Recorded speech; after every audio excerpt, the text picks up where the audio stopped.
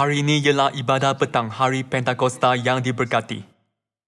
Buku Hosea bab 6 berkata bahawa kita dapat menerima Roh Kudus hanya apabila kita mengetahui dan mengenal Tuhan.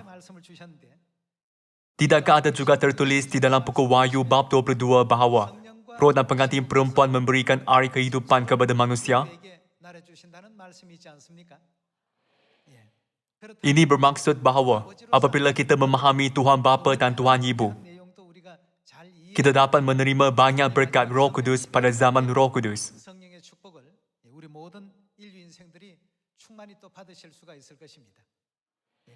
Hari ini, mari kita berkongsi firman Tuhan dengan khutbah yang bertajuk Ibu, Sumber Air Kehidupan. Berkenaan sumber air kehidupan, pertama, mari pertimbangkan perkara mengenai air. Seperti yang anda tahu, 70% badan manusia terdiri daripada air, betul? Bagaimana jika kehilangan bahkan 1 atau 2% air dalam badan kita? Kita akan mengalami kedahagaan yang melampau. Namun, apakah yang berlaku jika kehilangan 12% air dalam badan kita? Dikatakan bahawa itu akan membawa maut. Melalui ini, kita dapat memahami kehidupan kita tidak dapat dipisahkan daripada air dan betapa besarnya kesan air terhadap kita. Kesimpulannya, kita tidak mampu bertahan hidup tanpa air. Tidak keterlaluan untuk katakan air ialah kehidupan itu sendiri.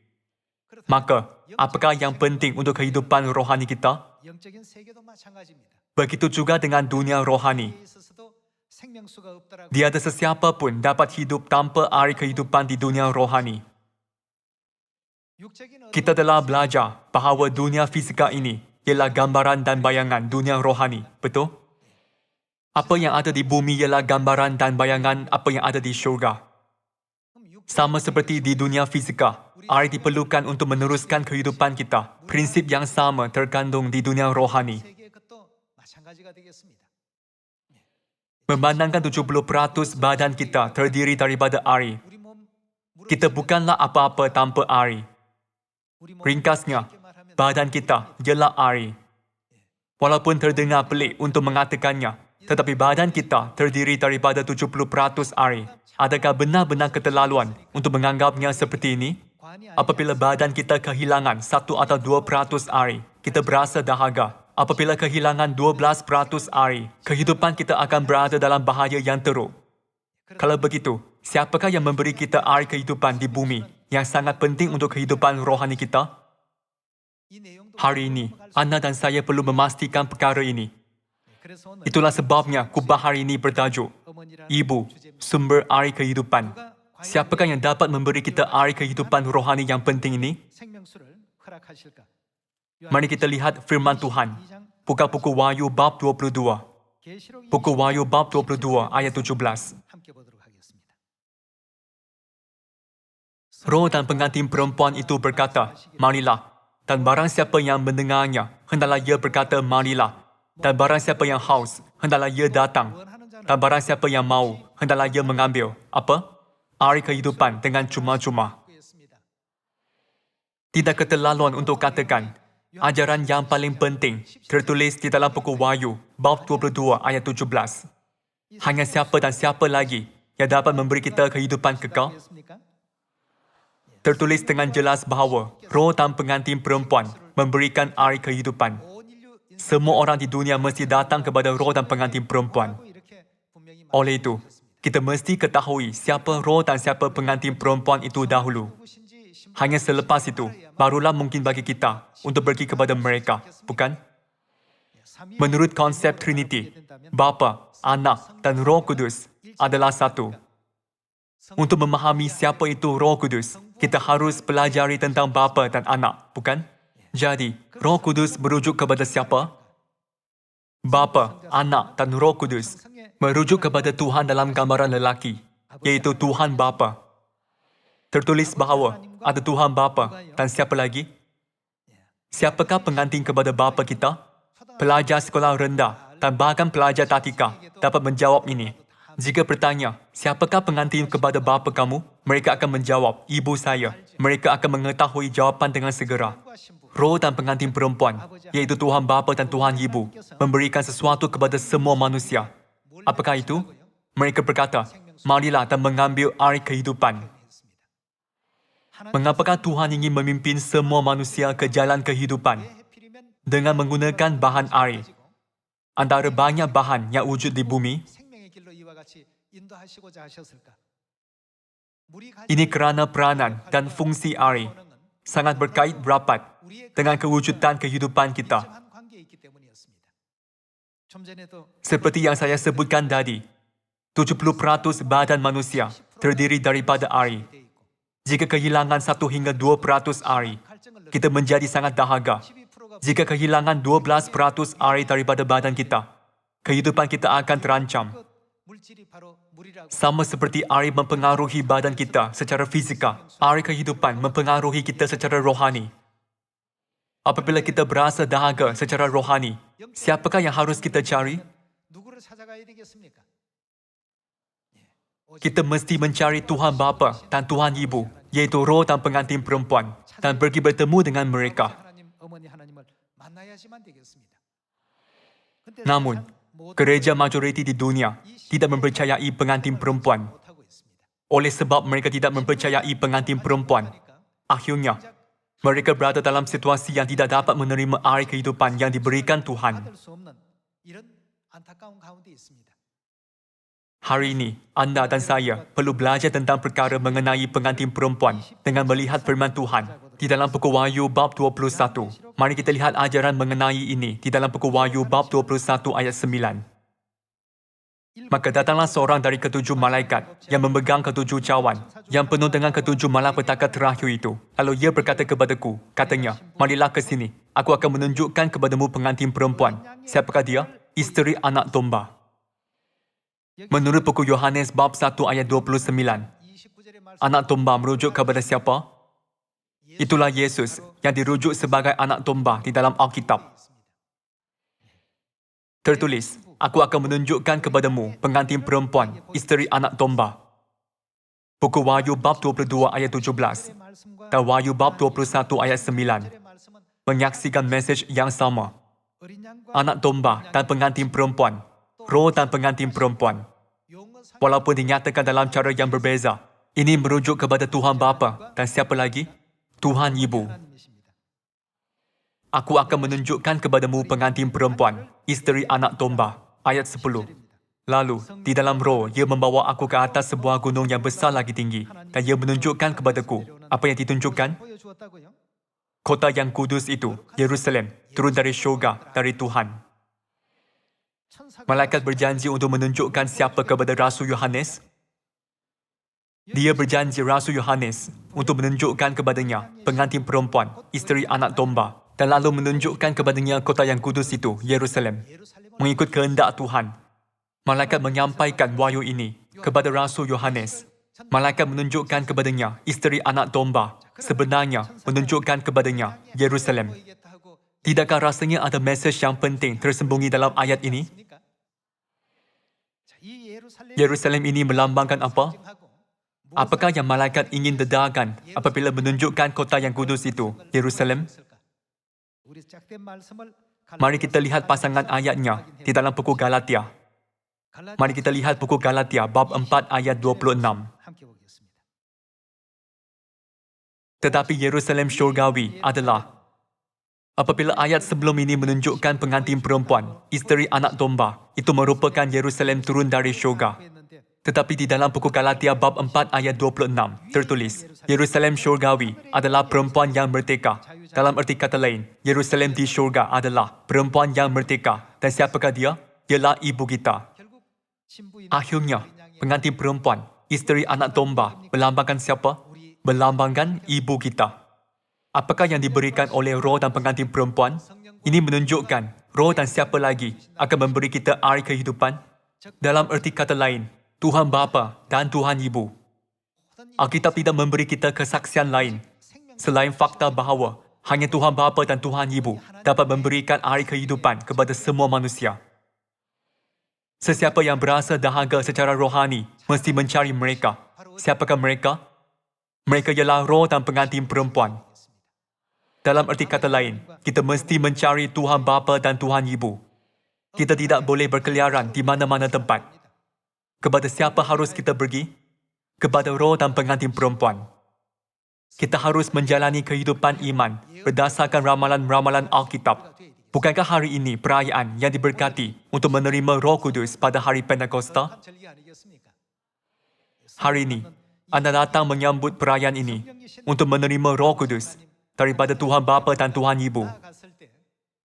Bukankah ini satu-satunya jalan yang kita dapat diberikan kuasa Roh Kudus daripada mereka?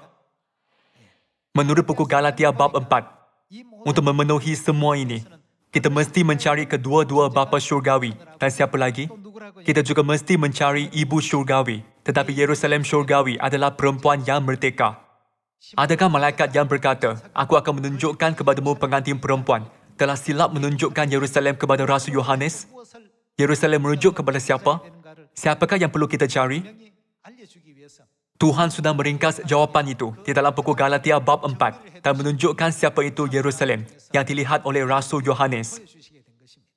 Tertulis di dalam Alkitab bahawa Yerusalem syurgawi adalah perempuan yang merdeka dan ialah ibu kita. Untuk ramalan-ramalan Alkitab mengenai ibu Yerusalem syurgawi, marilah pastikan sekali lagi melalui buku Zakaria bab 14. Apakah kuasanya dan kewibawaan air kehidupan yang mengalir daripada ibu? Buku Wahyu bab 22 ayat 17 menyatakan roh dan pengantin perempuan memberikan air kehidupan. Sekarang, mari kita buka buku Zakaria. Buku Zakaria bab 14 ayat 7. Tetapi akan ada satu hari, hari itu diketahui oleh Tuhan, dengan tidak ada pergantian siang dan malam pun menjadi siang. Pada waktu itu, akan mengalir air kehidupan. Pada waktu itu, air kehidupan mengalir dari mana? Dari Yerusalem. Yerusalem merujuk kepada siapa? Tertulis, tetapi Yerusalem syurgawi adalah perempuan yang merdeka. Dan siapakah dia? Ialah ibu kita. Akhirnya, sumber air kehidupan digambarkan sebagai ibu Yerusalem syurgawi kita. Pada waktu itu, akan mengalir air kehidupan dari Yerusalem. Setengahnya mengalir ke Laut Timur dan setengah lagi mengalir ke Laut Barat. Hal itu akan terus berlangsung dalam musim panas dan dalam musim dingin. Oleh sebab sumber air kehidupan ialah ibu Yerusalem syurgawi. Semasa manusia berasa dahaga secara rohani, kepada siapa yang mereka harus pergi? Mereka harus pergi kepada roh dan pengantin perempuan. Hari ini, kita harus memahami sepenuhnya mengapa kita mesti mengetahui dan mengenal Tuhan untuk menerima Roh Kudus akhir musim. Juga, semua orang mesti kembali ke Sion, tempat Tuhan Bapa dan Tuhan Ibu bimbing kita untuk memuaskan kedahagaan rohani kita. Walaupun kita datang ke Sion lebih awal daripada lain, masih ada saudara-saudari rohani kita yang dicari oleh Bapa dan Ibu syurgawi. Kita mesti memberitahu mereka tentang Sion secepat mungkin. Melalui hari Pentakosta dan perayaan Pondok Daun, apabila kita menerima Roh Kudus, mari kita bukan sahaja memberitakan kebenaran Bapa syurgawi, tetapi juga Ibu syurgawi di Samaria dan sampai ke hujung bumi. Di sini ada sumber air kehidupan. Datang dan puaskan kedahagaan rohani sepuas hatimu. Tidak haruskah anda dan saya memainkan peranan ini? Itulah sebabnya Nabi Zakaria menyaksikan asal-usul dan sumber air kehidupan ialah ibu Yerusalem syurgawi.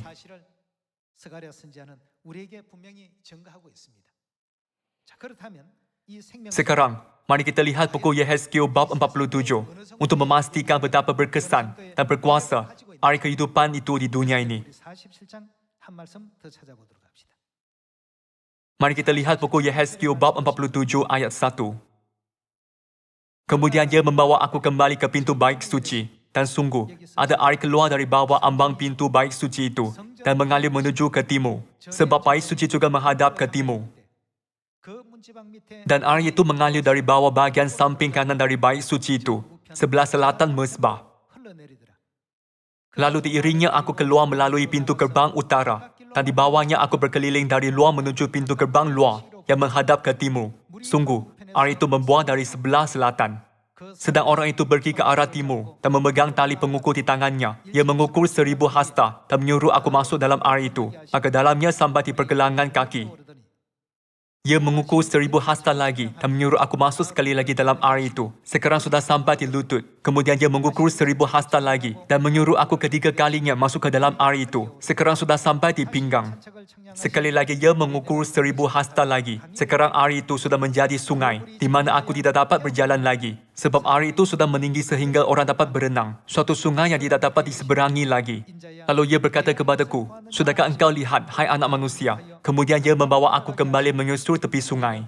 Dalam perjalanan pulang, sungguh, sepanjang tepi sungai itu ada amat banyak pohon, di sebelah sini dan di sebelah sana. Ia berkata kepadaku, sungai ini mengalir menuju wilayah timur dan menurun ke Araba Yordan dan bermuara di Laut Asin, air yang mengandung banyak garam. Dan apa yang berlaku? Air itu menjadi tawar.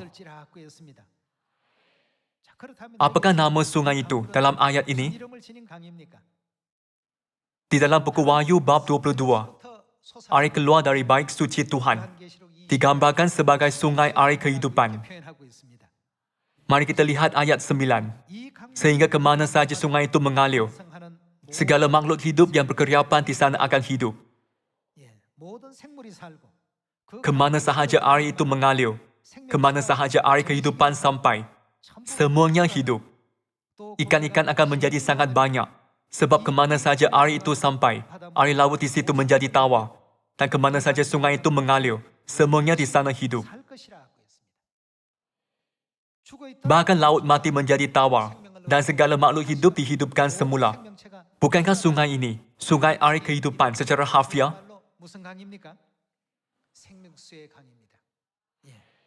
Mari kita sambung dengan ayat 10. Maka penangkap-penangkap ikan penuh sepanjang tepinya, mulai dari En-Gedi sampai En-Eglaim.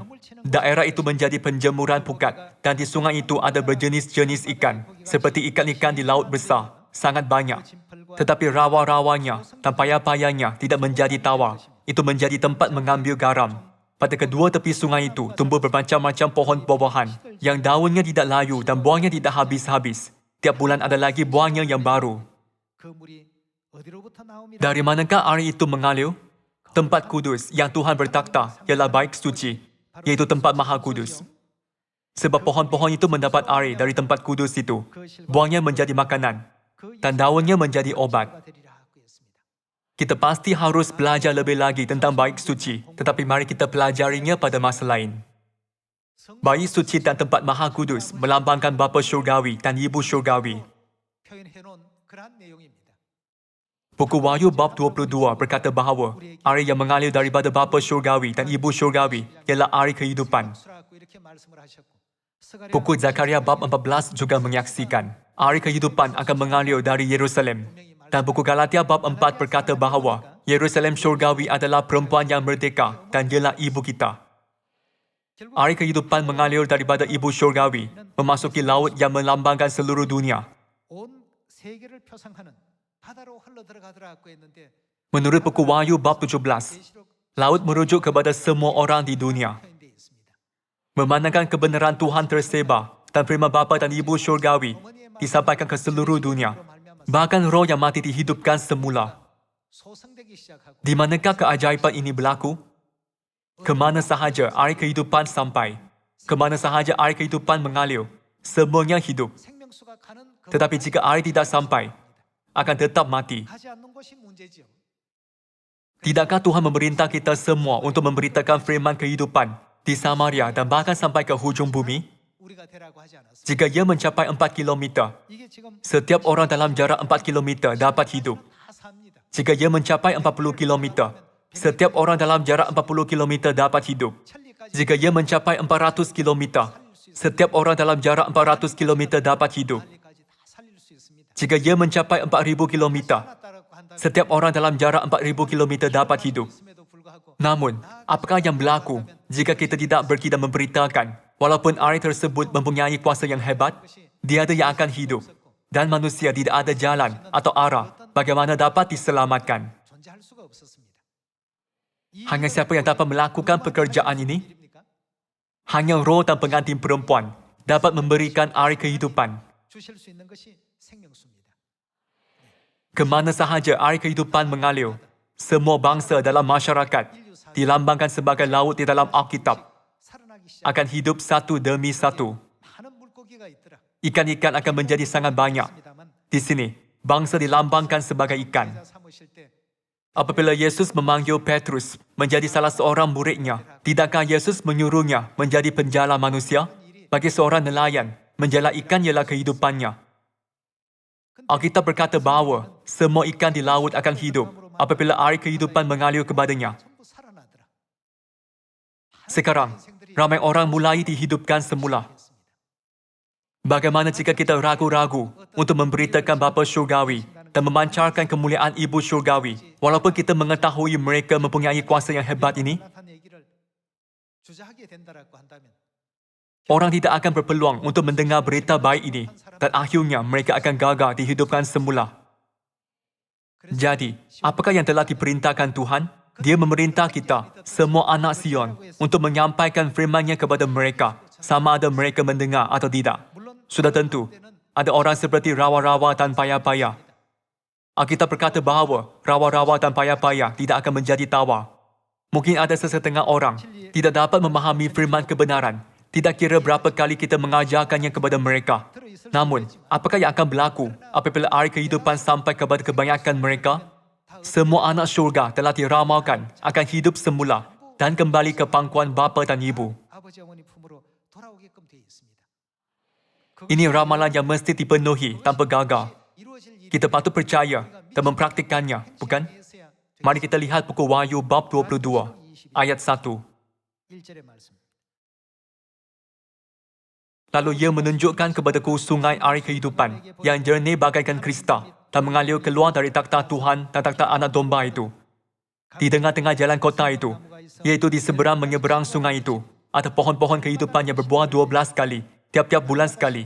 Di mana di dalam Alkitab yang kita dapat cari perkataan berbuah tiap-tiap bulan sekali, itu juga dapat dicari di dalam buku Yehezkiel bab 47, betul? Dan daun pohon-pohon itu dipakai untuk menyembuhkan bangsa-bangsa. Buku Yehezkiel bab 47 berkata, buahnya menjadi makanan dan daunnya menjadi ubat. Dan di sini tertulis bahawa daun pohon-pohon itu dipakai untuk menyembuhkan bangsa-bangsa. Ayat 3, maka tidak akan ada lagi laknat, takhta Tuhan dan takhta anak domba akan ada di dalamnya dan hamba-hambanya akan beribadah kepadanya dan mereka akan melihat wajahnya dan namanya akan tertulis di dahi mereka dan malam tidak akan ada lagi di sana dan mereka tidak memerlukan cahaya lampu dan cahaya matahari sebab Tuhan akan menerangi mereka dan mereka akan memerintah sebagai raja sampai selama-lamanya. Mereka akan memerintah sebagai raja sampai selama-lamanya. Ayat 6, lalu ia berkata kepadaku, perkataan-perkataan ini tepat dan benar. Ini bermaksud bahawa firman ini tidak mungkin salah. Dan Tuhan yang memberi roh kepada para nabi, telah mengutus malaikatnya untuk menunjukkan kepada hamba-hambanya apa yang harus segera terjadi. Alkitab berkata bahawa mereka akan memerintah sebagai raja sampai selama-lamanya. Di sini, siapakah mereka? Mari kita lihat bab 22, ayat 1. Menunjukkan kepadaku sungai air kehidupan yang jernih bagaikan kristal dan mengalir keluar dari takhta Tuhan dan takhta anak domba itu. Di tengah-tengah jalan kota itu, iaitu di seberang menyeberang sungai itu, ada pohon-pohon kehidupan yang berbuah 12 kali, tiap-tiap bulan sekali. Kita dapat lihat babak yang sama di dalam buku Yehezkiel bab 47. Dan daun pohon-pohon itu dipakai untuk menyembuhkan bangsa-bangsa, maka tidak akan ada lagi laknat. Takhta Tuhan dan takhta anak domba akan ada di dalamnya. Orang di bawah rahmat Tuhan ini, iaitu mereka yang menerima air kehidupan daripada roh dan pengantin perempuan, digambarkan di dalam buku Wahyu bab 22 ayat 17, sebagai mereka yang akan memerintah sebagai raja di syurga selama-lamanya. Tuhan menunjukkan penglihatan tentang mereka kepada Rasul Yohanes. Jadi, siapakah yang harus kita cari selain Bapa Syurgawi? Kita mesti mencari Ibu Syurgawi supaya kita semua dapat memasuki kerajaan syurga dengan iman yang betul kepada Ibu. Buku Yehezkiel bab 47 berkata bahawa air kehidupan mengalir dari bait suci. Dan buku Wahyu bab 22 berkata bahawa air kehidupan mengalir dari takhta Tuhan. Di sini kita melihat air kehidupan mengalir dari takhta Tuhan. Tetapi buku Yehezkiel, ia mengalir dari bait suci. Menurut buku Wahyu bab 22 ayat 17, Roh dan pengantin perempuan memberi kita air kehidupan. Dan buku Zakaria bab 14 berkata bahawa air kehidupan mengalir dari Yerusalem. Semua penjelasan ini membawa maksud yang sama, walaupun dinyatakan sedikit berbeza. Mari kita mencari jawapan melalui buku Yeremia, bab 3 ayat 17. Pada waktu itu, Yerusalem akan disebut takhta Tuhan, dan segala bangsa akan berkumpul ke sana. Oleh itu, di dalam buku Wahyu bab 21, dikatakan bahawa air kehidupan mengalir dari takhta Tuhan. Itu bermaksud bahawa air kehidupan akhirnya mengalir dari Yerusalem. Buku Zakaria bab 14 berkata, pada waktu itu akan mengalir air kehidupan dari Yerusalem. Siapakah yang dirujukkan sebagai Yerusalem yang merdeka?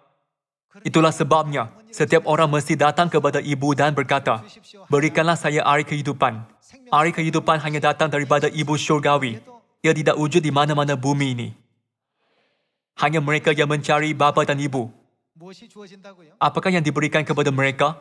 Mereka dapat menerima air kehidupan. Seperti tercatat dalam ayat 5, hanya mereka yang menerima air kehidupan akan memerintah di kerajaan Tuhan sebagai raja selama-lamanya.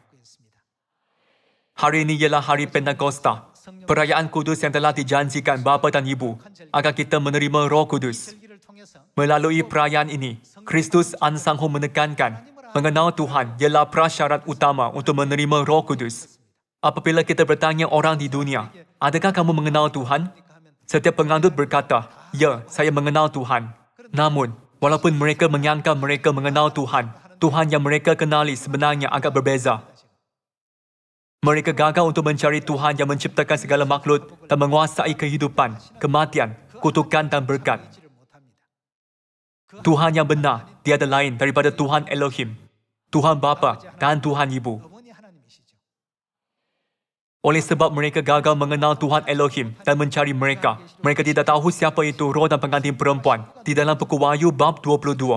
Mereka juga gagal mengetahui dari mana air kehidupan itu mengalir, walaupun Alkitab menjemput mereka untuk datang kepada roh dan pengantin perempuan untuk menerima air kehidupan.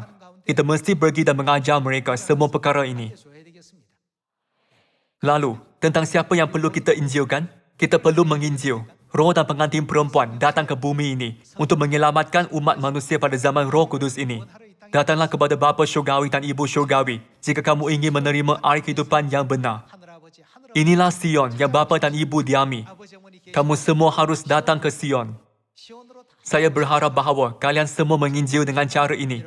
Dengan ini, saya ingin tamatkan khutbah hari ini. Sekian, terima kasih.